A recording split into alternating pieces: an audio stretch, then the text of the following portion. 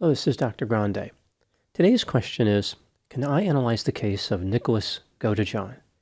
Just a reminder, I'm not diagnosing anybody in this video, only speculating about what could be happening in a situation like this. If you enjoyed this video, please like it, subscribe to my channel, and consider supporting me on Patreon. I will put the link to Patreon in the description for this video. First, I'll look at the background of this case, move to the timeline of the crime, then offer my analysis. Nicholas Godejohn was born on May 20, 1989, and lived in Big Bend, Wisconsin. His parents separated when he was young. In grade school, Nicholas was diagnosed with autism spectrum disorder. His entire time in school was spent in special education classes.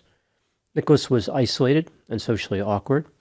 After school, he wanted to be a computer repair technician, but was unable to learn the material required.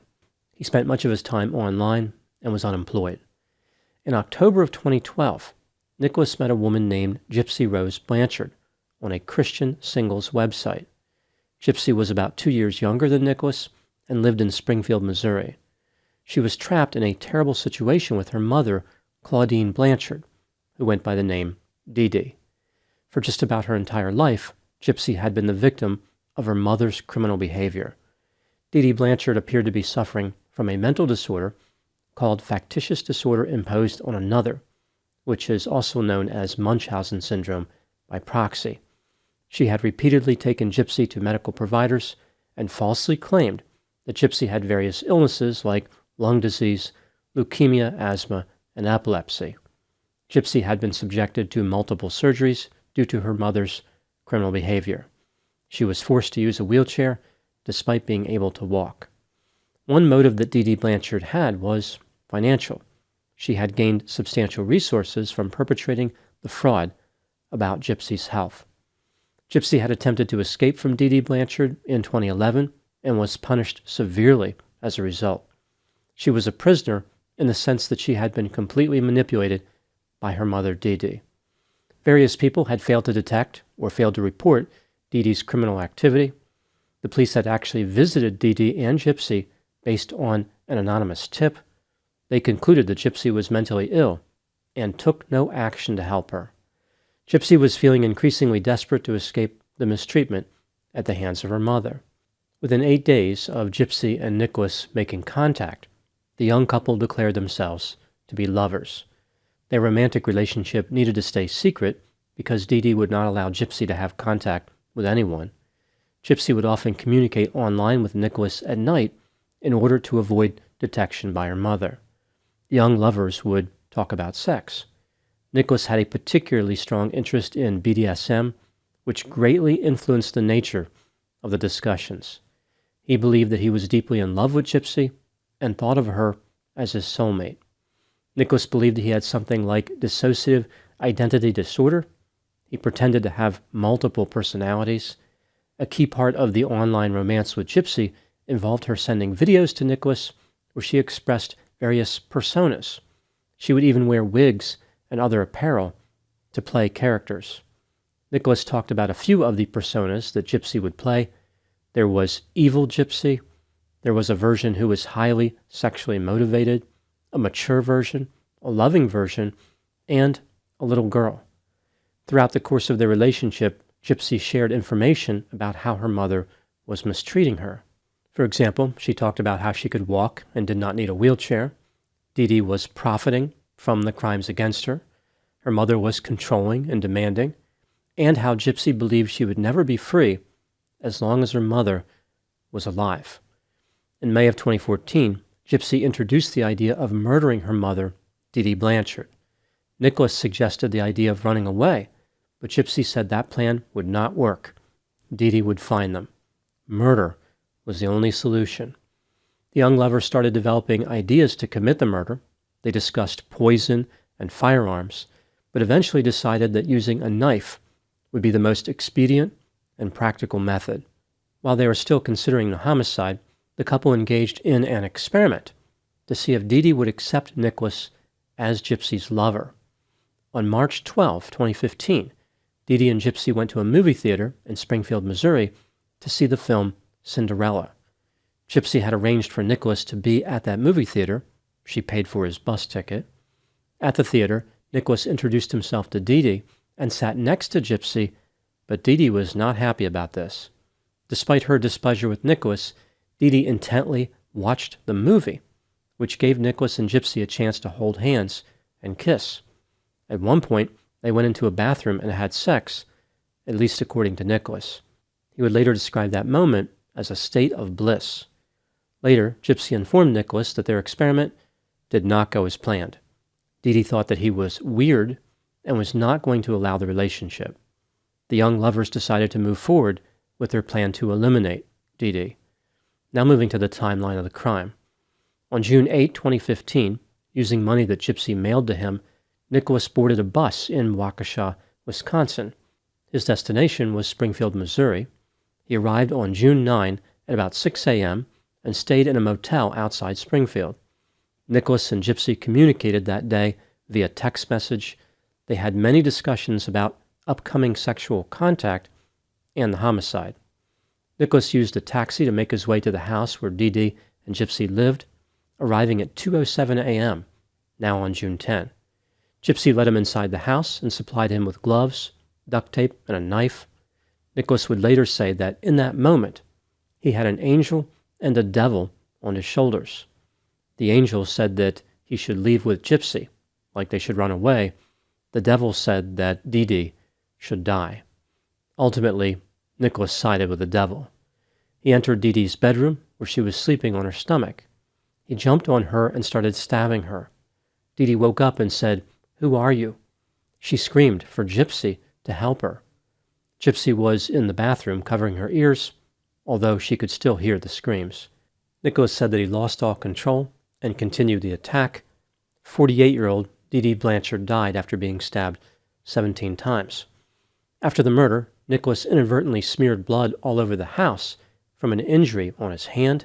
He asked Gypsy to clean it up while not wearing any clothing because that turned him on.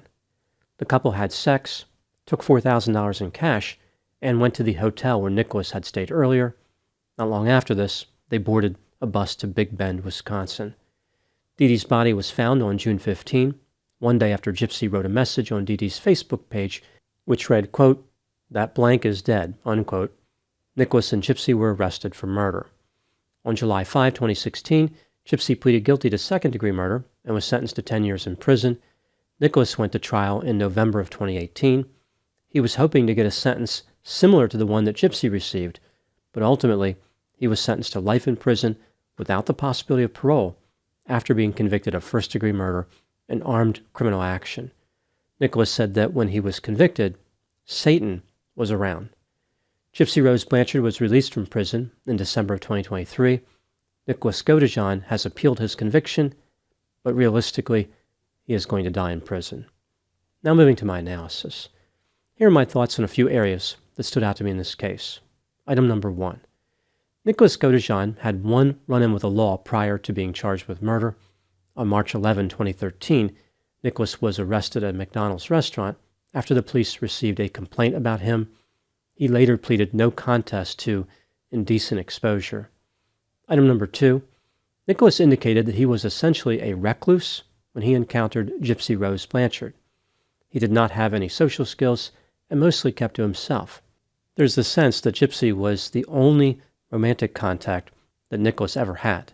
He was clearly infatuated with her, and his entire life became focused on continuing his relationship with her. He was extremely desperate to have sex with her, and Gypsy was aware of this. This brings me to item number 3. Dee Dee Blanchard was an excellent instructor as far as manipulation skills, and her daughter learned these skills well. Gypsy was desperate to escape her mother's criminal behavior. Her desperation motivated her to leverage Nicholas Godejohn's desperation.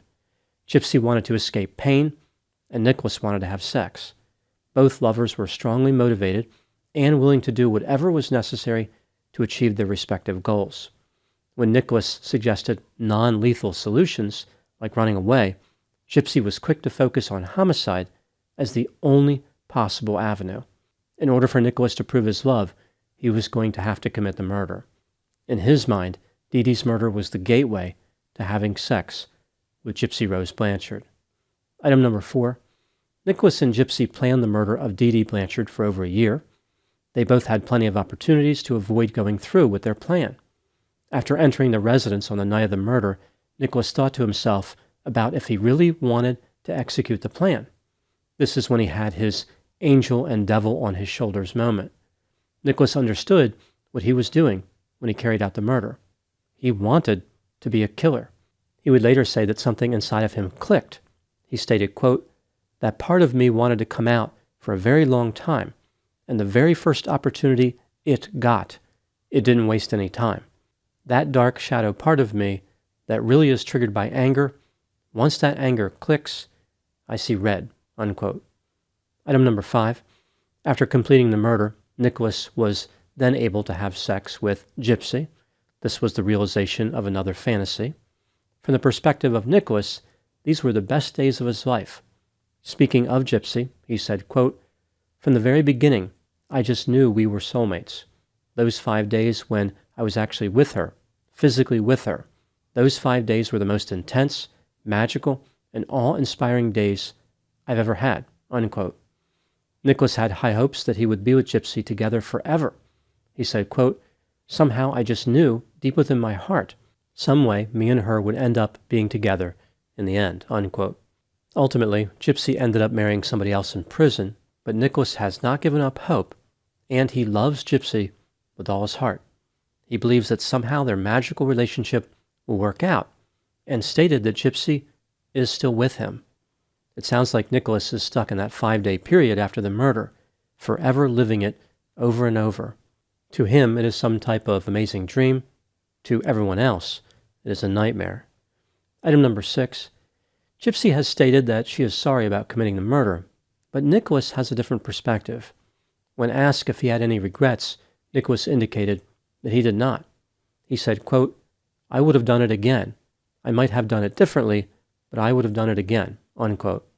He appears to take pride that because of his efforts, Dee can no longer harm Gypsy. Item number 7. It seems clear that Nicholas was guilty of murder, but many people believe he should not have been sentenced to life in prison without the possibility of parole. This brings me to the question, do I think that Nicholas deserved a life sentence? Let's take a look at the evidence both for and against the idea that he deserved to be in prison for life, starting with the factors supporting this theory. Nicholas physically carried out the murder after traveling across the country. The planning for the murder took over a year. Gypsy's options to escape the mistreatment from her mother may have been restricted, but Nicholas had all the routes available to him to stop Dee Blanchard, including contacting law enforcement.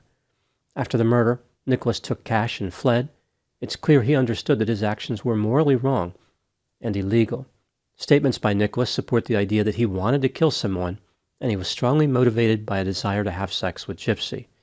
His motives were not altruistic. Moving to the factors contradicting the idea that Nicholas deserved a life sentence. Even though his method was extreme, Nicholas did ultimately free Gypsy from a dangerous offender who may have killed her someday. His IQ score is 82, which is over a standard deviation below the mean. In addition, he suffered from autism spectrum disorder. There is this sense that Gypsy manipulated a vulnerable person to escape her suffering. When considering all the evidence, do I think that Nicholas Godejohn deserved a life sentence? In my opinion, he should have been sentenced to life in prison with the possibility of parole. I'm not sure it will ever be safe to release him, but I think he should have a chance to make his case someday, years in the future. Here are my thoughts on this.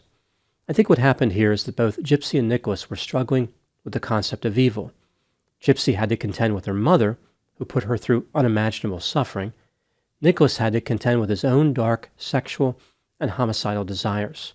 Gypsy gave Nicholas an opportunity to express his desires in a manner that allowed him to justify his behavior.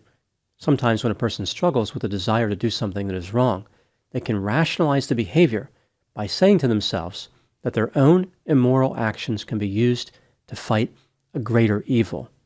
Essentially, through Gypsy, Dee Blanchard transformed Nicholas Godejohn into the killer that he always wanted to be. Those are my thoughts on the case of Nicholas Godejohn. Please put any opinions and thoughts in the comment section. They always generate an interesting dialogue. As always, I hope you found my analysis of this topic to be informative Thanks for watching.